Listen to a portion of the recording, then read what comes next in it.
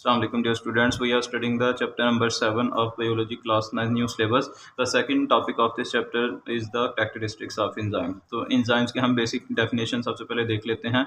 Last topic में भी हमने जो है enzyme की जो definition है उसको बड़ा elaborate किया है, तो इसमें भी हम थोड़ा सा इसको introduction देख लेते हैं. तो enzymes are biological catalysts जो है that speed up the chemical reactions in living organisms without being consumed in the process.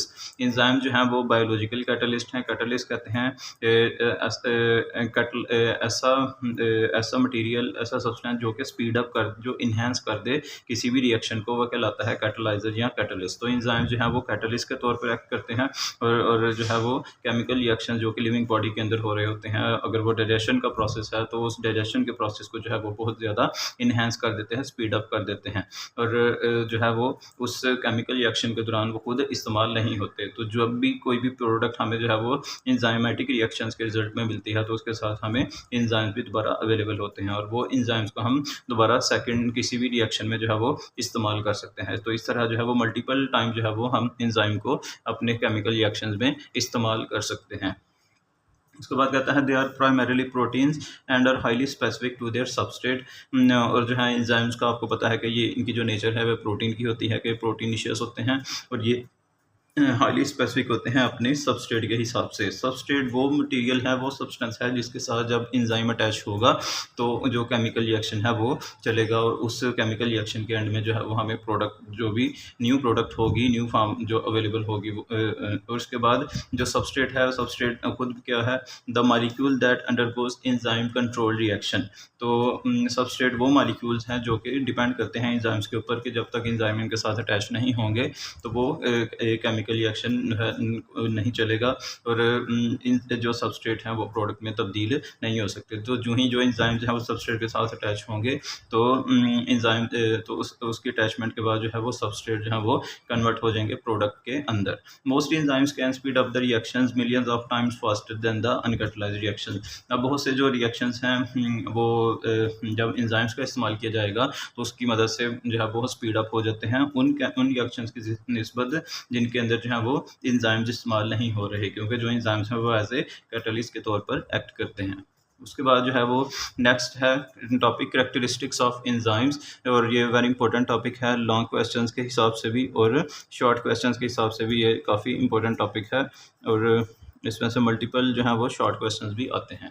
तो कैरेक्टरिस्टिक्स ऑफ इंजाइम में हम देखेंगे कि इंजाइम की खसूसियात क्या हैं. तो सबसे पहले हम केमिकल नेचर जो है वो इंजाइम की देख लेते हैं. तो केमिकल नेचर के मतलब हमने जो है वो मल्टीपल टाइम रिपीट कर लिया है कि जो इंजाइम जो है उनकी नेचर जो है वो प्रोटीनिशियस होती है. जो उनकी केमिकल नेचर है, केमिकल कंपोजिशन है, वो अमाइनो एसिड से मिलकर बने होते हैं. Enzymes are predominantly proteins, typically they contain 100 to 1000 amino acid. तो चूँकि जो प्रोटीन्स हैं वो अमाइनो एसिड से मिलकर बनते हैं, तो इस तरह हम कह सकते हैं कि जो इंजाइम्स हैं वो भी अमाइनो एसिड्स के बने होते हैं. उसके बाद ग्लोब्यूलर स्ट्रक्चर है.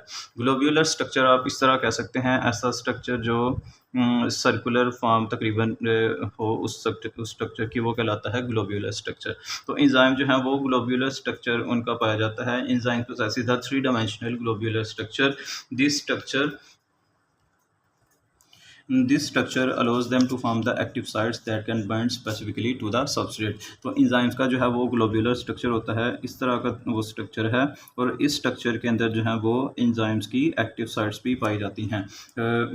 इस स्ट्रक्चर के अंदर जो है कुछ इंजाइम्स की जो है वो साइट्स पाई जाती हैं जो कि सबस्ट्रेट की एक्टिव साइट के साथ जो है वो अटैच होंगी, और वो साइट जो है वो आपको ये नज़र आ रही है. ये जो ऊपर वाला पोर्शन है, इसका फ्रंट पोर्शन है इंजाइम का, ये आपको इंजाइम की बाइंडिंग साइट जो है वो नज़र आ रही है. अब जो बाइंडिंग साइट है इंजाइम की वो अटैच होगी सबस्ट्रेट की जो एक्टिव साइट है उसके साथ, और जब सबस्ट्रेट की एक्टिव साइट के साथ जो इंजाइम की बाइंडिंग साइट है अटैच होगी तो उसके रिजल्ट में केमिकल रिएक्शन जो है वो स्टार्ट हो जाएगा, और कुछ देर बाद जो है वो हमें प्रोडक्ट जो है वो मिल जाएंगी.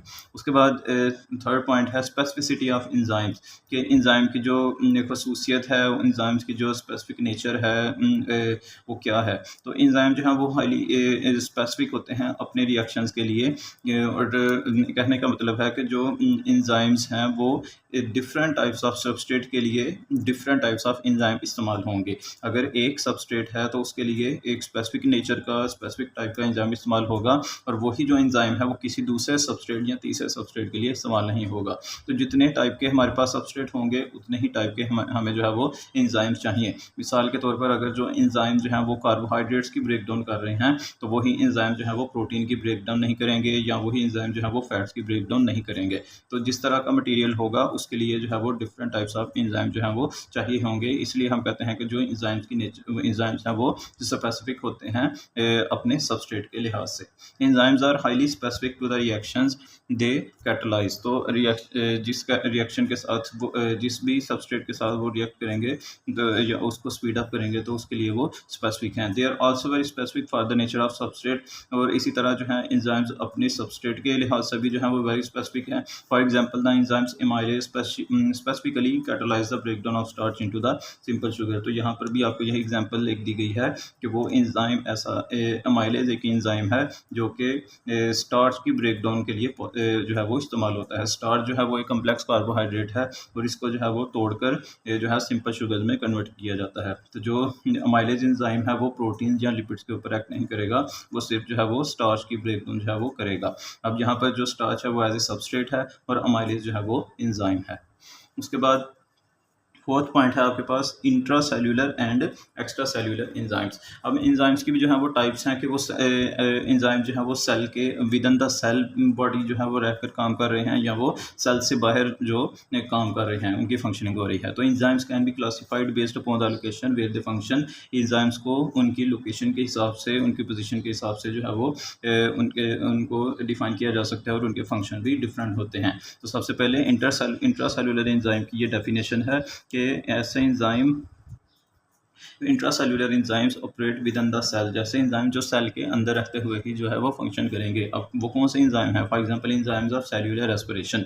तो ऐसे एंजाइम जो कि रेस्पिरेशन का अमल कर रहे हैं और वो सेल के अंदर पाए जाते हैं और वो सेल के अंदर ही रहते हुए जो है वो एनर्जी की, कार्बोहाइड्रेट्स की, लिपिड्स की, प्रोटीन्स की ब्रेकडाउन करके तो उसे सिंपलर फॉर्म ऑफ एनर्जी में तब्दील कर देते हैं। उसके अलावा जो है वो सेकंड टाइप है एंजाइम्स की एक्स्ट्रा सेल्यूलर एंजाइम। तो एक्स्ट्रा सेल्यूलर एंजाइम जो है वो are secreted outside the cells to catalyse the reaction. तो इनको जो है वो सेल से बाहर जो है वो बाहर सेक्रेट कर दिया जाता है या इनकी जो रिएक्शन है वो सेल से बाहर जो है वो अक्कर कर रहे होते हैं। मिसाल के तौर पर enzyme secreted by the cells of stomach walls into the stomach cavity for the digestion of food. तो मिसाल के तौर पे जो हमारी स्टमक की जो इंटरनल लेयर्स हैं वो क्या करती हैं कि वो जो हैं वो स्टमक की जो लेयर्स हैं वो सेल से ही मिलकर बनती हैं, एपिथेलियल सेल से। और वो जो सेल्स हैं वो डाइजेस्टिव एंजाइम जो हैं वो रिलीज़ करते हैं स्टमक कैविटी के अंदर। तो जो स्टमक कैविटी है उसके अंदर जो है वो सारी जो है वो खुराक पड़ी होती है। तो जो स्टमक वाल्स में से एंजाइम्स रिलीज़ होकर स्टमक की कैविटी में आ जाते हैं। तो स्टमक की कैविटी में जो फूड मौजूद है वो एंजाइम इसके साथ मिक्सअप होते हैं और मिक्सअप होने के बाद उसकी जो है वो ब्रेक डाउन करते हैं, फूड की डाइजेशन करते हैं। उसके अलावा जो नेक्स्ट पॉइंट है वो है को फैक्टर्स ऑफ एंजाइम्स।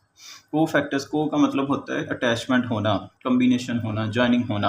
तो ऐसे फैक्टर्स जो कि एंजाइम के साथ मिलकर जो है वो काम कर रहे होते हैं उनको हम कहते हैं को फैक्टर्स ऑफ एंजाइम। या आप कह सकते हैं कि जो हेल्पर्स हैं एंजाइम्स के, जो एंजाइम्स की भी हेल्प कर रहे होते हैं केमिकल रिएक्शंस को चलाने के लिए, वो कहलाते हैं cofactors of enzymes. Many enzymes require the additional non protein molecules to be fully active. बहुत से एंजाइम्स को जो है वो अजाफी जो है वो मॉलिक्यूल चाहिए होते हैं और वो मॉलिक्यूल्स की नेचर जो है वो प्रोटीनिशियस नहीं होती, वो नॉन प्रोटीन होते हैं और वो जो है वो एंजाइम की हेल्प कर रहे होते हैं। Such non protein molecules are called the cofactors. तो ऐसे नॉन प्रोटीनिशियस मॉलिक्यूल्स को हम जो है वो कोफैक्टर का नाम देते हैं। तो ये कोफैक्टर की जो है वो आप डेफिनेशन करेंगे मैनी एंजाइम से लेकर को फैक्टर्स तक। उसके बाद जो है को फैक्टर्स की आगे से दो मेन ग्रुप्स जो हैं वो बताए गए हैं। There are two main groups of cofactors, that is first one is inorganic cofactors and second one is organic cofactors. अब इनऑर्गेनिक का मतलब है कि ऐसे को फैक्टर्स होंगे जिनके अंदर कार्बन, हाइड्रोजन वगैरह नहीं होंगे, और ऑर्गेनिक को फैक्टर्स वो हो सकते हैं जो कि किसी भी ऑर्गेनिक सोर्स से हमें मिले हैं या उनके अंदर कार्बन, हाइड्रोजन वगैरह पाए जाएंगे, तो वो कहलाते हैं ऑर्गेनिक को फैक्टर्स। तो इनऑर्गेनिक को फैक्टर्स की आपको एग्जाम्पल यहाँ पर दी गई हैं। कुछ मेटल आयंस की एग्जाम्पल दी गई है जिसके अंदर अंदर जो है वो आयरन है, मैग्नीशियम है। तो ये मैग्नीशियम और आयरन जो आयंस हैं उनको हम जो है वो इनऑर्गेनिक कोफैक्टर्स जो हैं वो एज एग्जांपल के तौर पर कंसीडर करते हैं। उसके अलावा जो ऑर्गेनिक कोफैक्टर्स हैं, ऑर्गेनिक कोफैक्टर्स की आगे से मज़ीद जो है वो 2 टाइप्स हैं। सबसे पहली उनमें है प्रोस्थेटिक ग्रुप्स और सेकंड है कोएंजाइम। अब प्रोस्थेटिक ग्रुप्स और कोएंजाइम में ये फ़र्क है कि जो प्रोस्थेटिक ग्रुप्स हैं वो एंजाइम्स के साथ बड़े टाइटली अटैच्ड हुए होते हैं, बड़े टाइटली बॉन्ड हुए होते हैं, जबकि जो कोएंजाइम्स हैं वो एंजाइम के स्ट्रक्चर के साथ, एंजाइम की बॉडी के साथ लूजली अटैच हुए होते हैं। तो यही दोनों का फ़र्क है कि प्रोस्थेटिक ग्रुप टाइटली अटैच्ड हैं, जबकि कोएंजाइम जो हैं वो लूजली अटैच्ड होते हैं एंजाइम के स्ट्रक्चर के साथ। प्रोस्थेटिक ग्रुप्स की डेफिनेशन देखें तो prosthetic groups are tightly bond with the enzymes. Examples are certain vitamins, for example biotin and the heme group. तो ये जो एंजाइम्स हैं ये टाइटली बॉन्ड होते हैं एंजाइम के साथ। ये जो प्रोस्थेटिक ग्रुप्स हैं ये टाइटली बॉन्ड होते हैं एंजाइम्स के साथ। और इसमें आपको जो है वो एग्जांपल एक दी गई है बायोटिन की, ये भी एज ए प्रोस्थेटिक ग्रुप इस्तेमाल होता है। और दूसरा हीम ग्रुप है ब्लड के अंदर, ये भी एज ए प्रोस्थेटिक ग्रुप जो है वो इस्तेमाल होता है। उसके बाद सेकंड जो टाइप है ऑर्गेनिक कोफैक्टर्स की वो है coenzyme. Coenzymes loosely bound to the enzyme and may be release during the reaction. तो अगर ये लूजली अटैच है एंजाइम के साथ तो फिर ये एंजाइम से इजीली डिटैच भी हो सकते हैं, अलग भी हो सकते हैं। एग्जाम्पल इसमें कौन कौन सी हैं? Example include many vitamin and nucleotides which include the NAD and the NADP। तो इनमें जो है वो कुछ वाइटामिन हैं और कुछ न्यूक्लियोटाइड जो हैं वो उसकी टाइप्स हैं जो कि एंजाइम के साथ अटैच हुई होती हैं। NAD कहते हैं निकोटीन अमाइड डाइन्यूक्लियोटाइड को, और NADP है निकोटीन अमाइन डाइन्यूक्लियोटाइड फॉस्फेट। तो ये जो है एज ए ऑर्गेनिक कोफैक्टर के तौर पर एक्ट कर रहे होते हैं। उसके बाद जो है हम देखते हैं कि जो enzyme actions in complex metabolic reactions. अब जो कम्प्लेक्स मेटाबॉलिक रिएक्शंस हैं जो कि सिंपलर नहीं है, जो कि लार्ज टाइम के लिए जो चलेंगे रिएक्शंस, उनके अंदर जो है वो एंजाइम जो है वो किस तरह एक्ट कर रहा होता है। Multiple enzymes work in a sequence to carry out the series of reactions. अब जो है वो मल्टीपल जो है वो एंजाइम, जब कम्प्लेक्स रिएक्शन होगा तो उसके अंदर जो है एक से ज़्यादा एंजाइम इस्तेमाल होंगे और वो तमाम एंजाइम जो हैं वो स्टेप बाय स्टेप जो है वो अपना फंक्शन परफॉर्म कर रहे होंगे। वो जो जिस एंजाइम ने पहले फंक्शन परफॉर्म करना है वो करेगा, उसके बाद जो है वो नेक्स्ट एंजाइम जो है उसकी बारी आ जाएगी। तो इस तरह स्टेप बाय स्टेप जो है वो मल्टीपल एंजाइम जो है वो एक सीरीज़ में अपने फंक्शन परफॉर्म कर रहे होंगे। Each enzyme in the series catalyse the specific step. और चूँकि हर एंजाइम जो है वो स्पेसिफिक फंक्शन के लिए बना है तो फिर हर एंजाइम जो है वो स्पेसिफिक स्टेप को ही परफॉर्म करेगा। After speeding up the reaction the product is passed on to the next enzyme for the reaction. तो जब रिएक्शन जो है वो स्पीड अप हो जाते हैं, रिएक्शन जो है वो स्टार्ट हो जाते हैं, तो जो प्रोडक्ट बनती है एंजाइमेटिक रिएक्शन के रिजल्ट में, तो वो प्रोडक्ट को हम जो है वो नेक्स्ट एंजाइम की तरफ भेज देते हैं, जिसमें वो नेक्स्ट जो एंजाइम है वो अपनी नेचर के हिसाब से उस प्रोडक्ट के ऊपर एक्ट करेगा। तो कहने का मतलब है कि जो फर्स्ट स्टेप में अगर एक जो एंजाइम है उसने सबस्ट्रेट के ऊपर एक्ट किया तो उसके रिजल्ट में जो हमारे पास एंजाइम ने जब फर्स्ट स्टेप में सबस्ट्रेट के ऊपर एक्ट किया तो हमारे पास जो है वो प्रोडक्ट जो है वो प्रोड्यूस हुई। अब ये जो प्रोडक्ट है ये एज ए सबस्ट्रेट के तौर पर इस्तेमाल होगी किसी दूसरे एंजाइम के साथ। तो जब किसी दूसरा एंजाइम जो है वो इस प्रोडक्ट के ऊपर एक्ट करेगा तो ये जो प्रोडक्ट है उस दूसरे एंजाइम के लिए एज ए सबस्ट्रेट ही जो है वो एक्ट कर रही होगी। तो इससे जो है वो इस तरह केमिकल रिएक्शन जो है वो चलता रहेगा जब तक कि हमें जो है वो डिज़ायर्ड प्रोडक्ट नहीं मिल जाती।